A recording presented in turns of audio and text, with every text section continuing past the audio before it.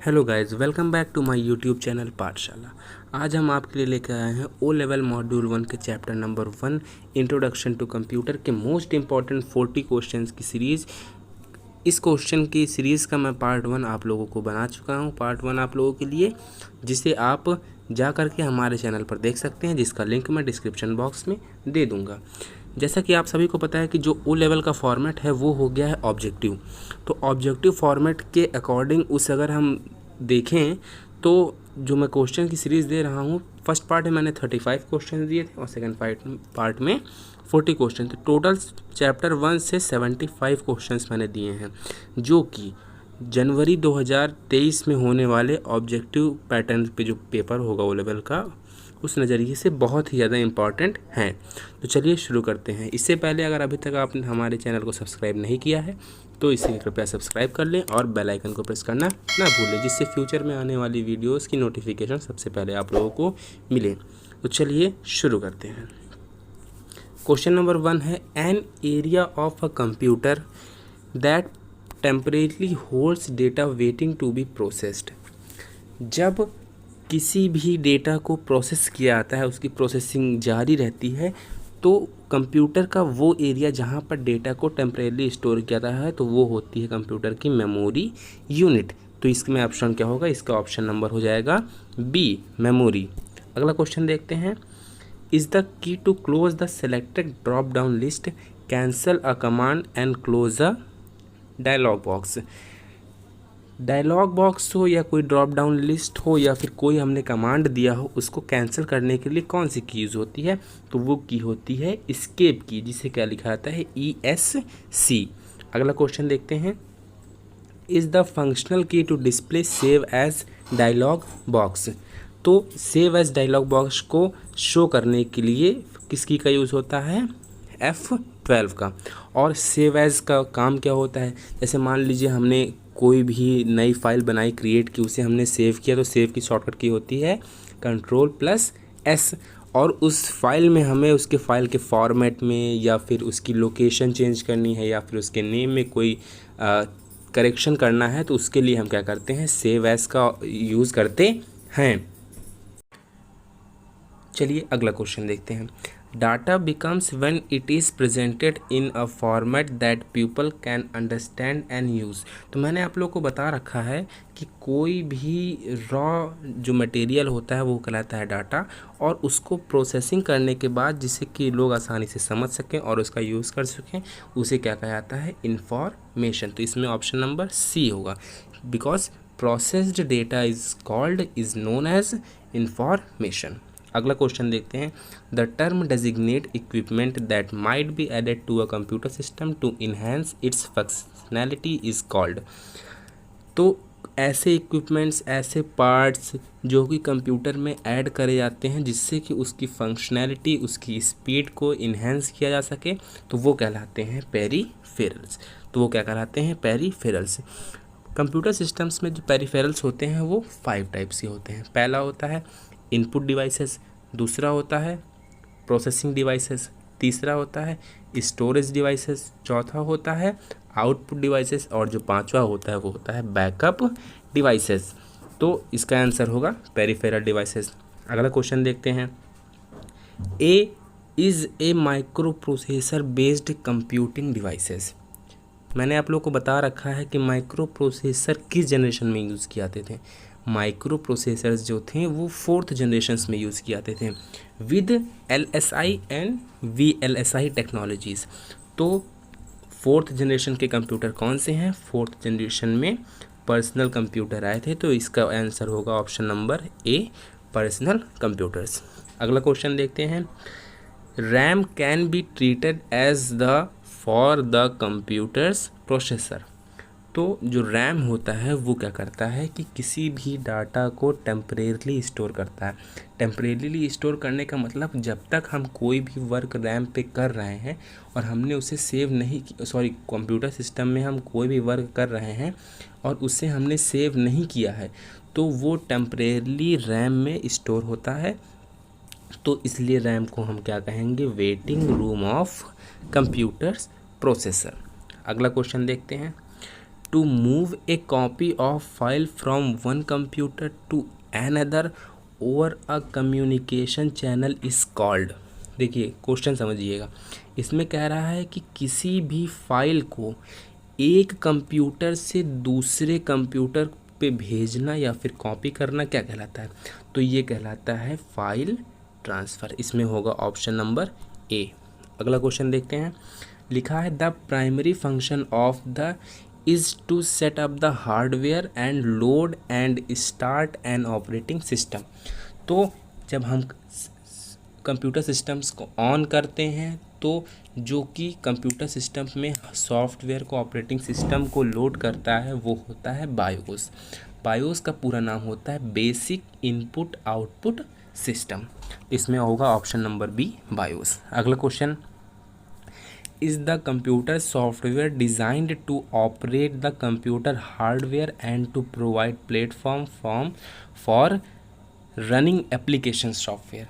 देखिए application software वो तो होते हैं, वो स्पेशली डिज़ाइंड होते हैं किसी न किसी पर्पस के लिए, लेकिन एप्लीकेशन सॉफ्टवेयर को रन कराने के लिए भी कंप्यूटर सिस्टम्स पर सॉफ्टवेयर बनाए गए हैं जिन्हें कहा जाता है ऑपरेटिंग सिस्टम।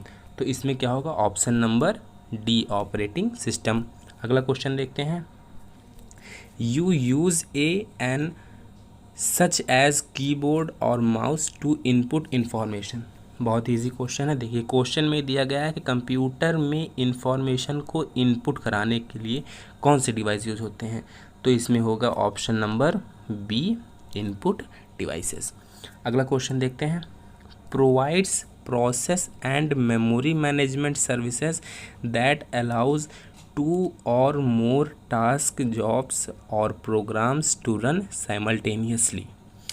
तो कौन सा ऐसा प्रोसेस होता है, कौन सी ऐसा फीचर है कंप्यूटर का जो कि एक ही टाइम पर दो या दो से अधिक कोई टास्क हो सकते हैं और या फिर प्रोग्राम्स होते हैं उनको एक टाइम पर ही रन करा लेता है? तो वो कहलाता है मल्टीटास्किंग, यानी कि multiple task can be run at a time. अगला क्वेश्चन देखते हैं। The task of performing operations like arithmetical and logical operations is called।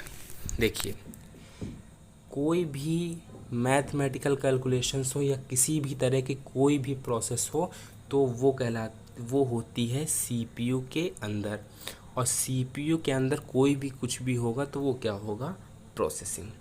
इसी ऑप्शन पे देखेंगे, अगला लिखा है शॉर्टिंग। तो शॉर्टिंग का मतलब होता है कि किसी भी डाटा को असेंडिंग या डिसेंडिंग ऑर्डर में सेव करना या अरेंज करना क्या कहलाता है? शॉर्टिंग। एडिटिंग मतलब उसमें कोई चेंजेस करना। स्टोरिंग मतलब उसको स्टोर करना, उसको एक जगह पर किसी भी डेजिग्नेटेड प्लेस पे स्टोर करना। तो इसका होगा ऑप्शन नंबर ए प्रोसेसिंग। अगला क्वेश्चन देखते हैं। ALU and control unit jointly known as. तो ALU और कंट्रोल यूनिट का जो ग्रुप होगा जॉइंटली उसे हम क्या कहेंगे? CPU। क्योंकि मैंने आपको पिछले वीडियो में बता रखा है अच्छे से कि जो CPU होता है वो उसके 3 एलिमेंट होते हैं, उसके 3 कंपोनेंट होते हैं। पहला होता है ALU, दूसरा होता है MU, तीसरा होता है CU। तो ALU और MU का जो है ALU और CU का जो होगा जॉइंटली इसको क्या कहा जाएगा? CPU। ठीक है। अगला क्वेश्चन देखते हैं। Which one of the following is not a computer language. तो आप सभी को पता है कि क्या है? MS Excel। MS Excel क्या है? कंप्यूटर लैंग्वेज नहीं है, बल्कि ये एक स्प्रेडशीट सॉफ्टवेयर है। ठीक है। बाकी बेसिक, कोबोल, C++ क्या है? ये कंप्यूटर लैंग्वेजेस हैं। अगला क्वेश्चन देखते हैं। Select the odd one. इनमें से कोई एक सबसे अलग है, उसे हमें बताना है कौन सा। तो यहाँ पर आप देखिए इंटरप्रेटर, कंपाइलर और असेंबलर तीनों क्या है? लैंग्वेजेस ट्रांसलेटर है। इंटरप्रेटर क्या करता है? हाई लेवल लैंग्वेज को मशीन लैंग्वेज कन्वर्ट करता है, लेकिन single line at a time. Compiler क्या करता है कि मशीन लैंग्वेज में कन्वर्ट करता है हाई लेवल लैंग्वेज को, लेकिन पूरे इंटायर प्रोग्राम को एक टाइम पर ही कन्वर्ट कर देता है। असेंबलर का यूज़ होता है, असेंबलर असेंबली लैंग्वेज को मशीन लैंग्वेज में कन्वर्ट करता है। जबकि ऑपरेटिंग सिस्टम क्या होता है, स्पेशली डिज़ाइन सॉफ्टवेयर्स होते हैं जो कंप्यूटर में होने वाली सारी एक्टिविटीज़ को रन कराते हैं और साथ ही साथ में एप्लीकेशंस प्रोग्राम को भी रन कराते हैं। तो इसमें और क्या होगा, option number A operating system. अगला क्वेश्चन देखते हैं। All of the following are examples of storage devices except. नीचे दिए गए 4 ऑप्शंस में से 3 जो हैं वो स्टोरेज डिवाइसेस हैं, एक को छोड़कर। तो जैसा आप लोगों को पता है कि प्रिंटर क्या है, ये एक आउटपुट डिवाइस है, तो इसका आंसर हो जाएगा ऑप्शन नंबर बी प्रिंटर। अगला क्वेश्चन देखते हैं। The CPU and memory are located on the. देखिएगा, ध्यान दीजिएगा, जो CPU होता है वो एक माइक्रो प्रोसेसर चिप होती है, ठीक है, और मेमोरी होती है जैसे हार्ड डिस्क हो गई, तो ये कहाँ पर होती है, रैम हो गई, तो ये क्या होता है, ये मदरबोर्ड पर इनबिल्ट होते हैं। मदरबोर्ड पर इनके सॉकेट होते हैं, वहाँ पर ये लगाए जाते हैं, तो इसका होगा ऑप्शन नंबर बी मदरबोर्ड। अगला क्वेश्चन देखते हैं। A computer program that convert an entire programme into machine language eight one time is called. अभी मैंने आपको पीछे बताया कि ऐसा कंप्यूटर प्रोग्राम या लैंग्वेज ट्रांसलेटर जो कि पूरे प्रोग्राम को मशीन लैंग्वेज में कन्वर्ट कर देता है एक बार में, तो वो क्या होता है, कंपाइलर। तो इसमें ऑप्शन क्या होगा, डी कंपाइलर। अगला क्वेश्चन देखते हैं। Where does most data go first within a computer memory hierarchy. देखिए, मैंने बताया था कि रैम क्या होता है, कंप्यूटर मेमोरी का वेटिंग रूम कहा जाता है। जैसे भी कंप्यूटर में कोई भी वर्क चल रहा है उसे हम जब तक सेव नहीं करते हैं तब तक वो टेम्परेरी रैम पर स्टोर होता है। इसलिए यहाँ पर हम कह सकते हैं कि कंप्यूटर मेमोरी में जब कोई भी डाटा होता है सबसे पहले कहाँ जाता है, रैम में। इसमें होगा ऑप्शन नंबर ए रैम। अगला क्वेश्चन देखते हैं। A device that connects to a network without the use of cables is said to be a। तो इसमें होगा none of the these। क्यों? क्योंकि देखिए, नेटवर्किंग होती है जो 2 टाइप की होती है, पहली होती है वायर्ड और दूसरी होती है वायरलेस। इसमें कहा गया है कि कोई भी ऐसा डिवाइस जो कि केबल के थ्रू कनेक्टेड नहीं है आपस में, तो क्या होगा, जाहिर सी बात है, अगर वायर्ड मीडिया से वो कनेक्टेड नहीं है तो वायरलेसली होगा। तो यहाँ पर ऑप्शन क्या होगा, वायरलेसली, जो कि ऑप्शंस में दिया नहीं गया है, इसलिए यहाँ पर होगा नन ऑफ दीज। अगला क्वेश्चन देखते हैं। To access properties of an object the mouse technique to use is a. किसी भी ऑब्जेक्ट की अगर हमें प्रॉपर्टीज़ जाननी है तो उसके लिए हम माउस पर राइट क्लिक करते हैं, तो उससे रिलेटेड सारी प्रॉपर्टीज़ हमें शो हो जाती हैं। अगला क्वेश्चन देखते हैं। The process of transferring file from a computer on a internet to your computer is called. तो देखिए, यदि हम किसी भी कंप्यूटर पर इंटरनेट से कोई भी चीज़ अपने सिस्टम पर ट्रांसफ़र करते हैं तो वो प्रोसेस कहलाता है डाउनलोडिंग, यानी कि ऑप्शन नंबर ए। और यही चीज़ अगर हम अपने कंप्यूटर से किसी भी इंटरनेट पर हम अपलोड करते हैं तो वो कहलाता है अपलोडिंग। जैसे अभी मैं ये वीडियो बना रहा हूँ, अभी मैं इसको यूट्यूब पर डालूँगा तो ये क्या होगा, अपलोडिंग। और यही मैं यूट्यूब या गूगल से कोई वीडियो या कोई फाइल अपने कंप्यूटर पर लेता हूँ जिसे मैं ऑफलाइन देख सकूँ, तो वो होती है डाउनलोडिंग। अगला क्वेश्चन देखते हैं। Which of the following is not a binary number. नीचे दिए गए मतलब 4 को ऑप्शन दिए गए, इसमें कहा गया है कौन सा ऐसा है जो बाइनरी नहीं है। तो सबको पता है बाइनरी नंबर होते हैं वो केवल 2 डिजिट होते हैं, 0 एंड 1। बाइनरी का बेस भी होता है 2 और उसमें केवल 2 डिजिट होते हैं, 0 और 1। ऑप्शन नंबर ए में 0 और 1 ही हैं, बी में भी हैं, डी में भी हैं, लेकिन देखिए ऑप्शन नंबर सी में 2 यूज़ हुआ है जो कि बाइनरी नहीं है, तो इसका हो जाएगा ऑप्शन नंबर सी। अगला क्वेश्चन देखते हैं। Which of the following does not store data permanently. पीछे ही मैंने बताया है कि जो टेम्परेली स्टोर करता है डेटा वो होता है रैम। तो यहाँ पर कहा गया है कि कौन सा ऐसा है जो परमानेंटली डेटा स्टोर नहीं करता है, तो वो होगा रैम। अगला क्वेश्चन देखते हैं, which of the following is the smallest storage. तो ऐसे में तो स्मॉलेस्ट स्टोरेज यूनिट होती है बिट, लेकिन यहाँ पर ऑप्शंस में देखिए नहीं दिया गया है बिट। तो इसमें देखिए मेगाबाइट मतलब MB, गीगाबाइट मतलब GB और टेराबाइट मतलब TB। तो इन तीनों के बीच में जो सबसे छोटी यूनिट है वो होती है मेगाबाइट यानी कि MB। आगे बढ़ते हैं अगले क्वेश्चन की तरफ। In a computer most processing takes place in. तो प्रोसेसिंग जितनी भी होती हैं वो सारी सेंट्रल प्रोसेसिंग यूनिट के ही अंदर होती हैं, तो इसलिए इसका ऑप्शन होगा ऑप्शन नंबर D, CPU। अगला क्वेश्चन देखते हैं, which of the following is not a storage medium. मतलब इनमें से ऐसा कौन सी चीज़ है जो स्टोरेज के टाइम यूज़ नहीं आती, स्टोरेज के लिए यूज़ नहीं की जाती। तो इसमें होगा ऑप्शन नंबर D, स्कैनर।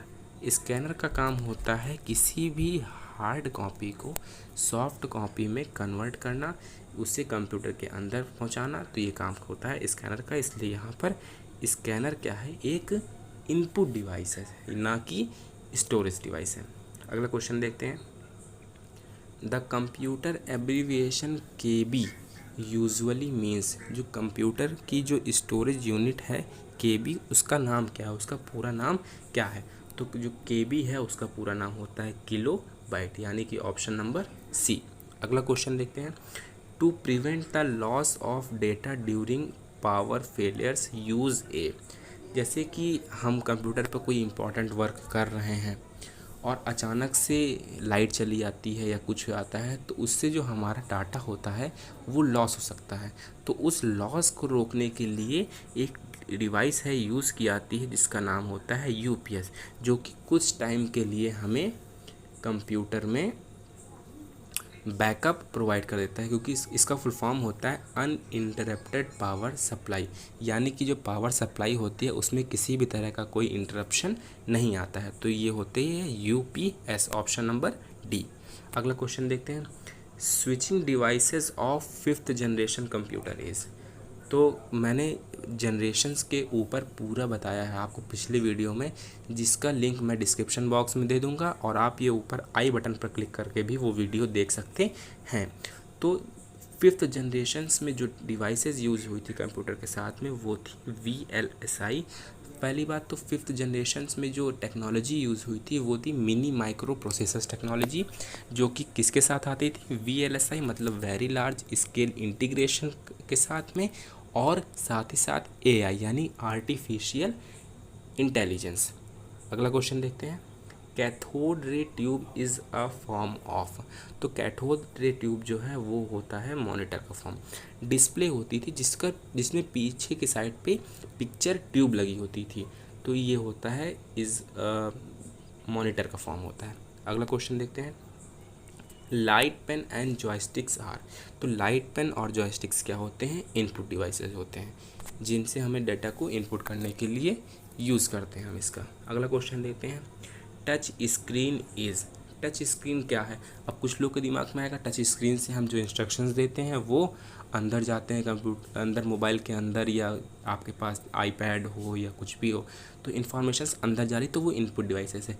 लेकिन एक चीज़ तो और है ना, साथ ही साथ में जो हम उसको कमांड दे रहे हैं वो अंदर प्रोसेस करके हमें उसका आउटपुट भी बाहर शो कराता है उसी स्क्रीन पर।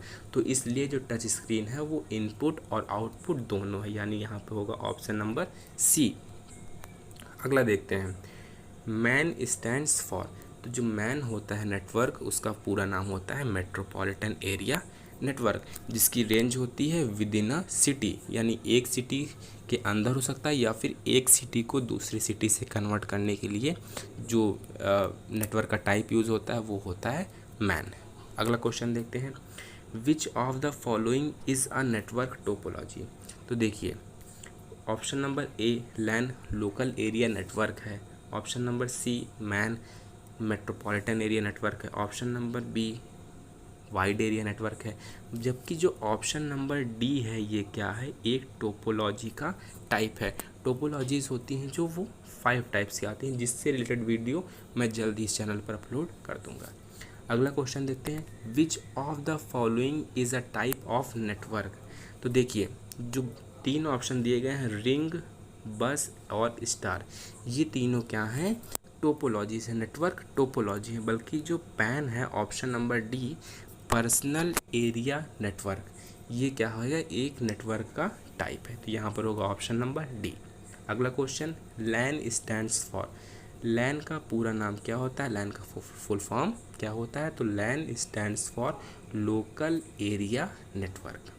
ठीक है। अगला question, are set of rules and procedures to control the data transmission over the internet, internet के ऊपर डेटा ट्रांसमिशंस या फिर उनको कंट्रोल करने के लिए कुछ सेट ऑफ रूल्स हैं और रेगुलेशंस दिए गए हैं, तो उन्हें क्या कहते हैं, प्रोटोकॉल, जिन्हें फॉलो करना ही करना पड़ता है। अगला क्वेश्चन देखते हैं, physical structures of computer is called, तो जो कंप्यूटर का फिजिकल स्ट्रक्चर होता है उसे कहा जाता है हार्डवेयर। बल्कि ये जो कंप्यूटर के अंदर इसके प्रोग्राम होते हैं जिन्हें हम टच नहीं कर सकते हैं, वो क्या कहलाते हैं, सॉफ्टवेयर।